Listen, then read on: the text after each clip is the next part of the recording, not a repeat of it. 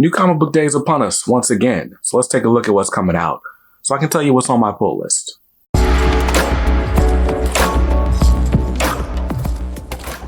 Welcome back to Comics Are Dope. I'm BJ Kicks, and this is another episode of The Pull List. It's my weekly video series where I take a look at all the books coming out this week. I'll tell you what's on my pull list, what's on the chopping block, and what's on the maybe list, or books that maybe should be on your radar. For this new comic book day, Wednesday, January 17th, 2024. Man, the month's halfway over, and I feel like it just started. Time flies. Now, as I record this, today is Monday, January 15th, which is Martin Luther King Jr.'s actual birthday, and today is Martin Luther King Day, the holiday, where we sort of, reflect and celebrate the life and legacy of Dr. King. So rather than just enjoy a long weekend and read a bunch of comics, figured I'd take a few minutes to just reflect on this life and legacy. Of course, if you're not from the States or you're not crazy familiar, Martin Luther King Jr. Was a minister who just sort of became an activist and fought for equality, specifically race equality, but not just that. So I guess you could say he had about a 15-year career that sort of started with the Montgomery bus boycotts and sort of culminated with the passage of both the Civil Rights Act of 1964 and the Voting Rights Act of 1965. But what's really cool about Martin Luther King's legacy, one, is that he sort of pioneered the nonviolent protest, which was something that was inspired by protests that we've seen in the East and specifically in India.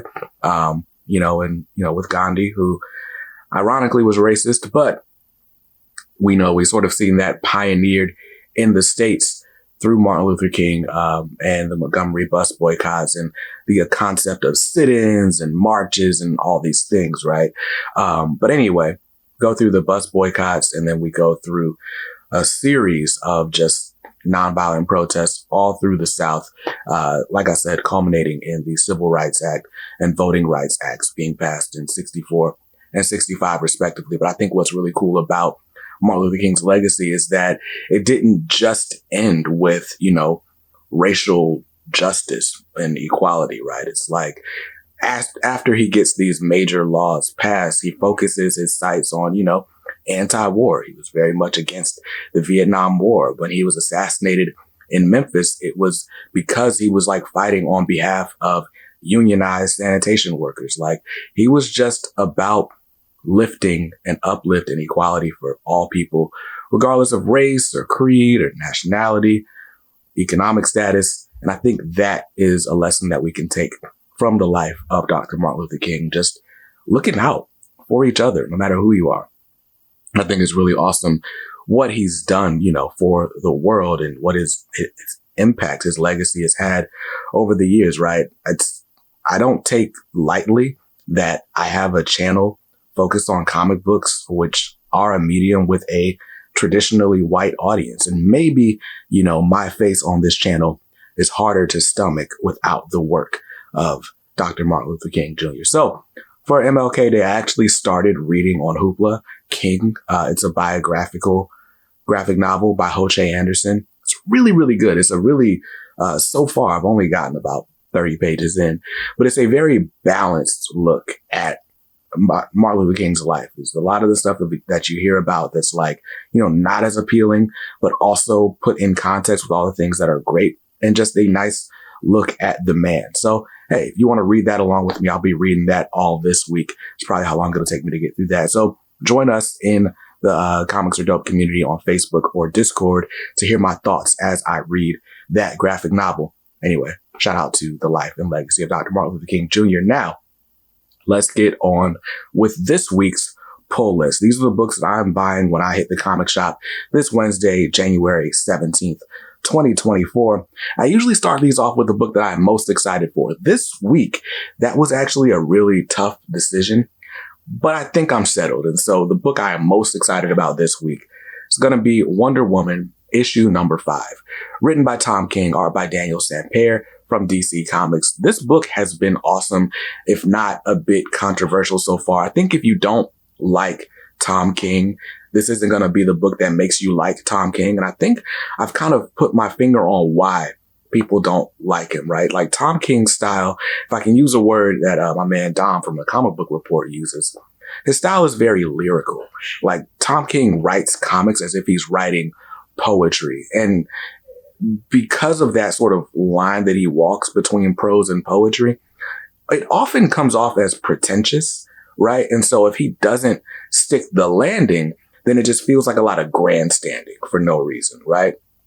And because of that, through 4 issues of Tom King's Wonder Woman, we've got a lot of ideas set out there, right? We're very much in a divided United States of America, kind of like we are in present day politics, or at least social media politics, as it were. And so we're seeing like this idea of radicalization. We're seeing movements co-opted by, unfortunate events. And we're seeing like just a lot of crazy stuff going on. And ultimately that is taking place through, the lenses of this event where this Amazonian woman, murders a bunch of men. And that kind of like just ends up with a bunch of xenophobia, which is crazy, right? Like just a ridiculous overreaction by the American government. All that to say, through 4 issues, we've kind of been seeing like, okay, here's this brutality against Amazon, but then here's Wonder Woman being Wonder Woman and doing lovely Wonder Woman things. Well, public sentiment through one unfortunate event has finally turned against Wonder Woman after issue 4. And I'm really excited to see what that does for the title, or what that does for the whole struggle, so to speak. Because in a lot of people's minds, Wonder Woman has kind of been like, oh, but she's Wonder Woman. And now it's like, no, Wonder Woman is also the enemy of the state. So how is Wonder Woman going to react to that? How is Diana going to handle it gracefully? And how are we ultimately going to move into the next phase of the title? Which is all questions that I am dying to see answered. And that's why this is the book that I am most excited to grab this week. Wonder Woman number 5. Wonder Woman number 5 has a cover price of $4.99. I'm grabbing the cover A. And since we're talking about DC Comics, let's go ahead with the DC Comics pull list, starting with Green Lantern War Journal, issue number 5. Green Lantern War Journal, written by Philip Kennedy Johnson, with art by Montos. One of my favorite titles on shelves. It's got to be top 3. Really love it. And that's mostly because John Stewart is my favorite Green Lantern, but it's also because this book is really, really good. So John Stewart, has basically left the Green Lantern Corps, was trying to adjust to civilian life, wasn't doing a great job, and then got pulled into a struggle. There are basically future Green Lanterns that were sent to the past to grab him and get his help in, saving his world from what we've known or become known as the Revenant Queen. What connection does she have to John Stewart? Why is this such a big deal? We're going to find out apparently in this issue. But what's been really cool is just, again, seeing that level up that John Stewart has, right? Like he went from kind of not wanting to use his powers and stuff to really quickly falling into that sort of mentor leader role. And so we're seeing all these glimpses at what makes John Stewart, in a lot of people's opinion, the greatest Green Lantern. And in canon, that's what it says as of right now, right? So we're getting a lot of those heroics, and just seeing how John Stewart just embodies willpower and creativity in ways that we haven't seen from any other Lanterns before. So Green Lantern War Journal, issue number 5, has been a really, really awesome book. And it's got a respectable cover price of $3.99. I'm grabbing cover A.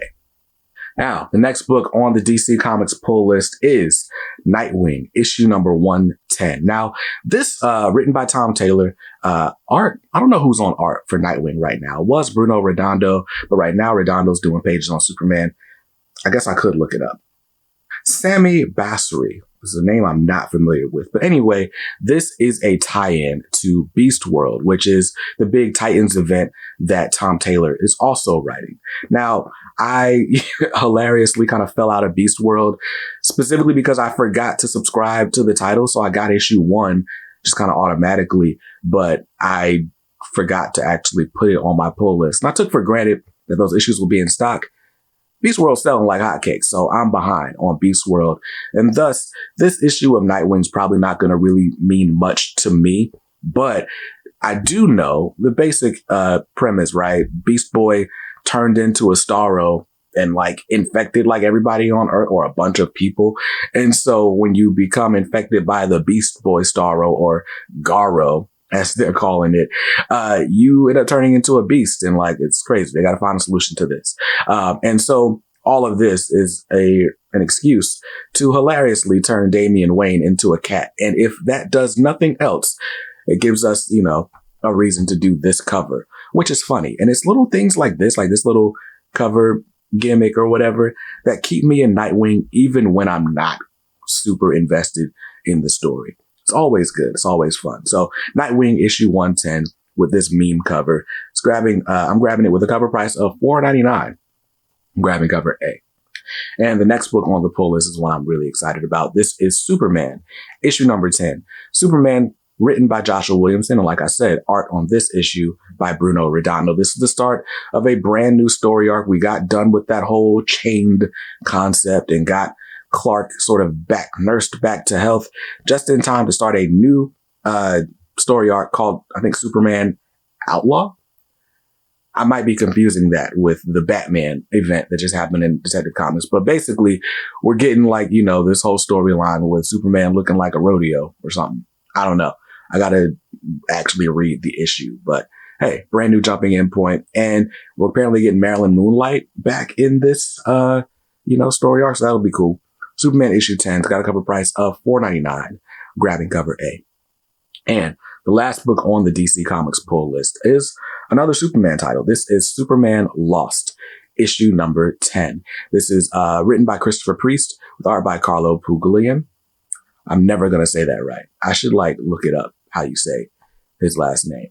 Anyway, Superman Lost has been a really, really good series, and this is the series conclusion. A 10-issue miniseries or maxi series, I guess, about basically Superman going on a mission for the Justice League, getting pulled through a singularity and trying to find his way back. It takes him 20, 30 years, but in our time, it only took a few minutes. I think a day. And we went through just this whole PTSD of Clark, just being super despondent, not being himself, not responding well to, normal Superman stimuli, I guess is what you would call that. And so Lois goes through desperate measures to try to, get him to snap back and get his Superman instincts back. And she involves she involves Lex Luthor, and the way she involves Lex Luthor or what Lex Luthor decides to do, it's just egregious. And now, of course, we're going to get that final confrontation between Lex and Superman. And hopefully, we'll get some resolution to what Luthor did. This has been one of my favorite books in the last year since I've been following it. It's going to be collected into a hardcover later this year, just in case you didn't pick it up issue to issue, which I get it. Priest does non-linear storytelling, but this was good issue to issue. It's going to be better collected all in one. You should definitely grab this story. I'm excited to see the finale. If they stick the landing, which I believe they will, this would go up there for me with something like Superman Up in the Sky or Birthright as just a really, really good character defining Superman story. So it'd probably be better than Up in the Sky for me, but not on the level of Birthright. I don't know. We'll save that for the postmortem once the series is over. Superman Lost, issue 10, the epic conclusion, out this week with a cover price of $4.99. I'm grabbing cover A. And that's going to do it for the DC Comics on the pull list. As long as I stick to the list, my DC Comics total is going to be $24 this week. A fairly heavy week considering we've only got through one publisher. So let's move over to the House of Ideas over at Marvel Comics and see what's going on. Starting with The Amazing Spider-Man issue 42, part of the Gang War storyline. This is Zeb Wells with art by John Romita Jr. And I can't lie, I over this long weekend, I've been catching up on a lot of comics. And one of the things that I read was basically the first month of Gang War all the stuff that came out in December, the tie-ins and everything. And the event is fine. Basically, all of the gangs or like the crime leaders in, New York are trying to fill this vacancy that's been started with Tombstone's absence, because somebody put a hit out on Tombstone in Amazing Spider-Man before this event started. And so there's a power vacuum. There's a land grab, a rush, if you will. Everybody's trying to stake their claims. And that's cool, right? And so Spider-Man's got to put a team together because New York has descended into chaos. And so if you like street level Marvel heroes, if you like the Defenders and Luke Cage and Spider-Man and Daredevil and all that, right? Like, then you'll enjoy seeing some of these characters get some action. And that's cool. And the story's, well enough. It's good enough, right? I don't want to spoil anything, so I won't really go over plot points. My issue with the gang war is that the tie-ins don't really feel necessary. Like, they're cool if you just love that character, but the main story is very much the main story, and you're not really enhanced or enriched at all by reading the tie-ins unless you just wanted to see those characters in action, because they very much recap the events of the tie-ins in the main series. Even going as far as to like take quotes out of the main series and put them directly in the front pages of the tie-ins. Anyway, so my issue is that the tie-ins don't really feel necessary, but they're cool for expanding the event. So whatever. But the other bigger issue is that the art, and for my personal taste, the art in the gang war is just not great. The art for the tie-ins just far outweigh the art in, John Romita Jr.'s Amazing Spider-Man pages. And I think that's an issue. I think that does just kind of break up the continuity a bit. His style is just so different from the modern artists that they've hired to do all these other tie-in series. Like, to see a scene that plays out in Amazing Spider-Man, 38, 39, you see that same scene in Miles Morales 13, and it's just like, what? Like, it's crazy. Like, and it just makes you wish that the Amazing Spider-Man was done by a more modern artist. Not to say that the ASM art is bad. It just doesn't fit with the other stuff they're doing. So I wish, I don't know, somehow there'd be a little bit more continuity between the tie-ins and the main series. This has been way too much on the gang war. All that to say, Amazing Spider-Man 42, yeah, I'm going to read it. Yeah, I'm excited to see where the event is going and ultimately, how it's going to conclude in the next couple of months. But in the meantime, just reading it. Cover price on Amazing Spider-Man issue 42 is $4.99. I'm grabbing cover A. Now, let's brighten up the pull list a little bit with a brand new title. This is Avengers Twilight, issue number 1, written by Chip Zdarsky. I believe the art on this is by Daniel Acuna. And this is a series that Chip says was written like way back in 2019, got delayed because of COVID, and now we're getting it. But it's the Avengers being formed in like a dystopian future. And I think, with all the hype surrounding Ultimate Spider-Man and just new, fresh takes on classic Marvel characters, this is going to fit right in with that. I hear it might like draw comparisons to that Justice League Last Ride story that Zdarsky did a couple years ago. I didn't read that, so I can't tell you if it would or not, but I'm excited about it. Just dystopian Avengers, especially since I just dropped the mainline Avengers because that wasn't working for me. I like Chip Zdarsky, so let's see what he does with his, Dark Knight Returns Avengers, if we want to call it that. So, Avengers Twilight, issue number 1, it's got a cover price of $5.99. I'm grabbing cover A. And next book on the Marvel Comics pull list from Dr. Eve L. Ewing is Black Panther, issue number 8. There's like a revolving door of artists in this series, but I think Chris Allen's back for this issue. But Black Panther issue number 8. Black Panther has been exploring, basically T'Challa's trying to rediscover himself, and he's been in this hidden city of Burning T'Chaka. Let's just call it Southside Wakanda, if you will. And he's being accustomed to like just the crime families and how sort of the underworld works in Burning T'Chaka. And there's been a supernatural element that has been uncovered that ultimately no one really knows about, or not a lot of people really know about.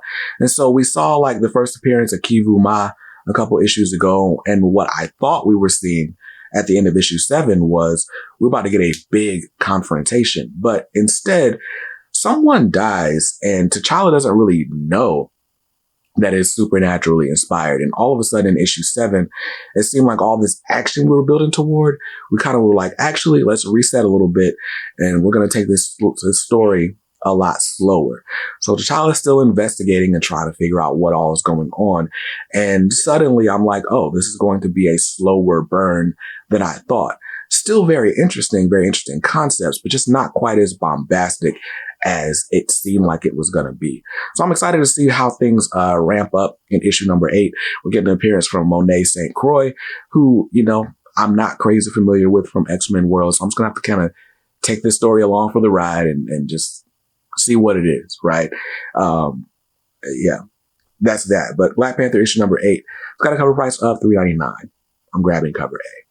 All right, and keeping it moving over at Marvel, the next book on the Marvel Comics pull list is Fantastic Four, issue number 16. Fantastic Four, written by Ryan North.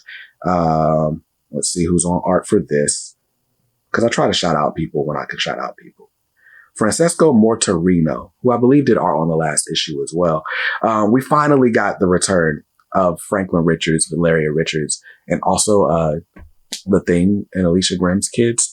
Can't remember their names. They're like alien adopted kids. But anyway, the point is we got the kids back, and that's what I had been looking forward to in this title for a long time. So in this issue, of course, Valeria and Franklin are going to, go on an adventure.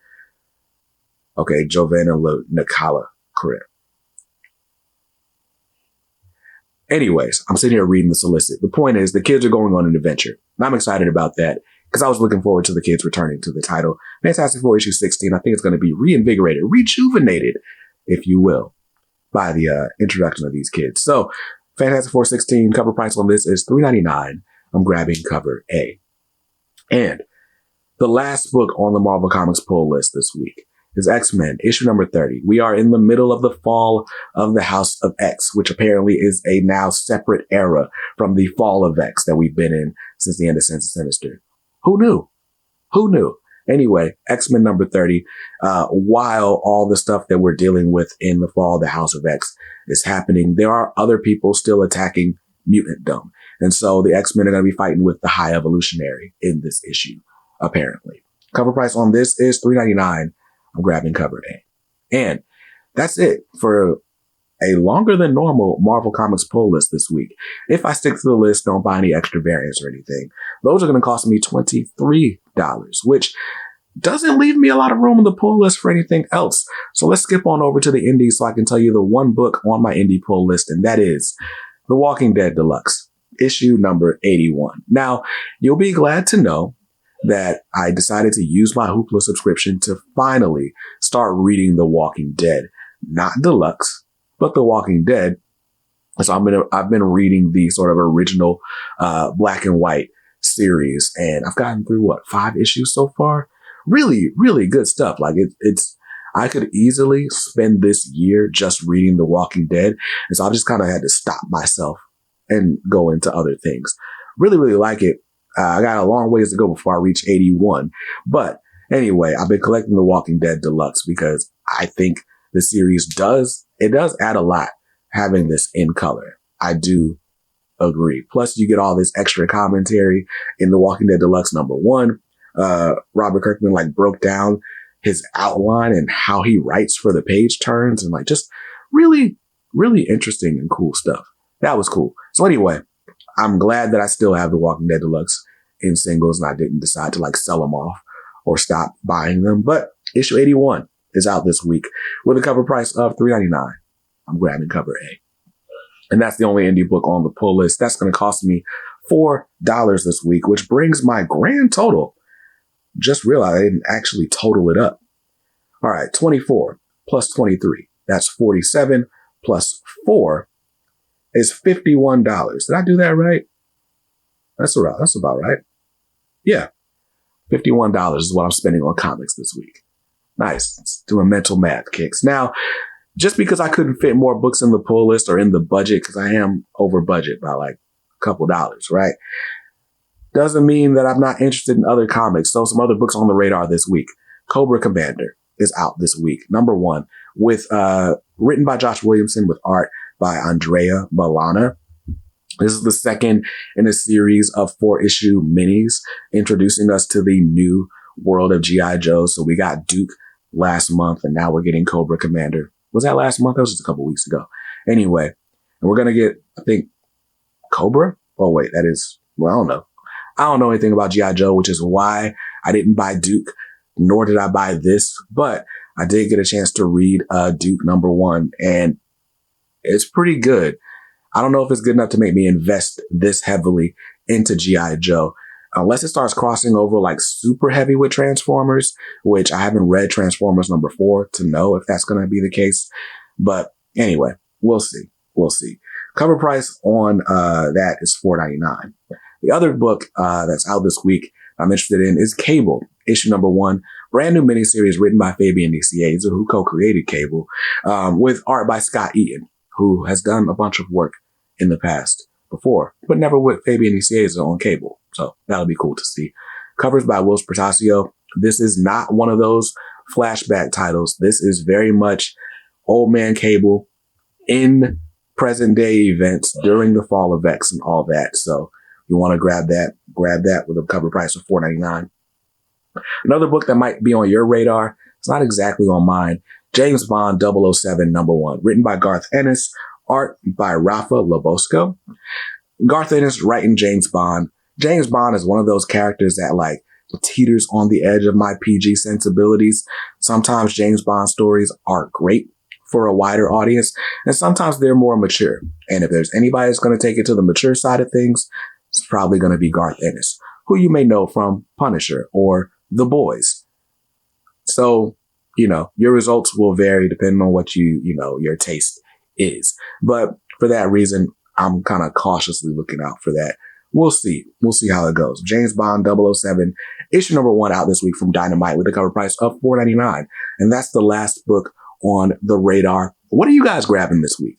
Let me know what you're excited about. How are you celebrating this King holiday? Are you taking time to read more comics? Are you out doing a service project? That would be an awesome way to use your time. Let me know in the comments down below. Huge shout out to the channel family for making this video and every video on the channel possible. We are speeding towards 10,000 subscribers. I imagine we'll hit it in the next month and a half or so. If you would like to be a part of our 10,000 subscriber celebration, make sure you subscribe to the channel. Hit that bell icon for notifications so that you're a part of the family. We're going to be doing some giveaways once we do hit 10,000 subscribers from some really cool partners, including our channel sponsor, Organic Price Books and Dynamite Entertainment. So if you want to be a part of that, definitely join the family. And I'll see you guys in another video real soon. Till then, stay safe, stay awesome, and read something dope today. Peace.